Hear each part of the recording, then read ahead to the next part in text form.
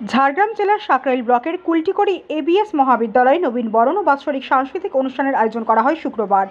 পরিচালনায় ছাত্র সংসদ।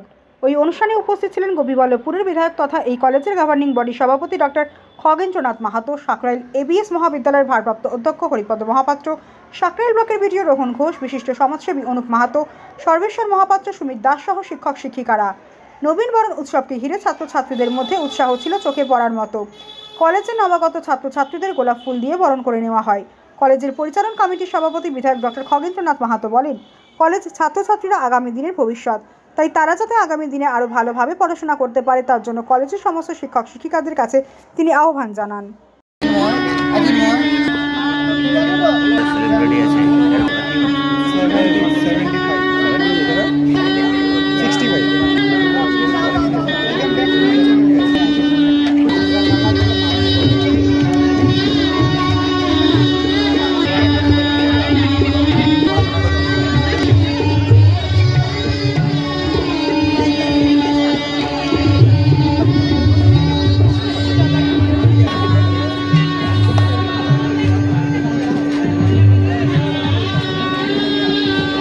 ছাত্র সংসদ আয়োজিত নবীন বরণ উৎসব ও বাৎসরিক সাংস্কৃতিক অনুষ্ঠান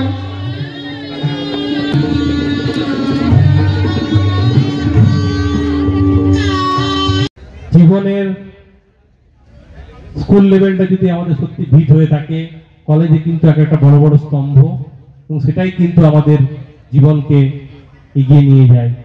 তাই আমরা যখন এই কলেজে প্রবেশ করি, অর্থাৎ কলেজ নামক একটা ব্যবস্থার মধ্যে আসি, তখন কিন্তু আমরা নবীনদেরকে যেভাবে গ্রহণ করি সেটা কিন্তু সারা জীবনের জন্য একটা স্মৃতি হয়ে থাকে।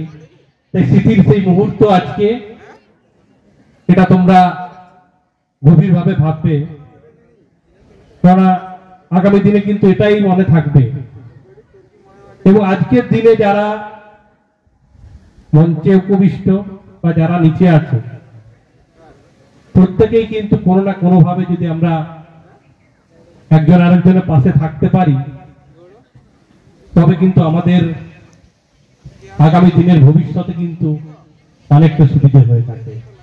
অর্থাৎ বিভিন্ন সময় বিভিন্ন কাজে কিন্তু আমরা দেখেছি যে আমরা কোনো না কোনো ভাবে একজন আরেকজনের সাথে কানেক্টেড হয়ে যাই।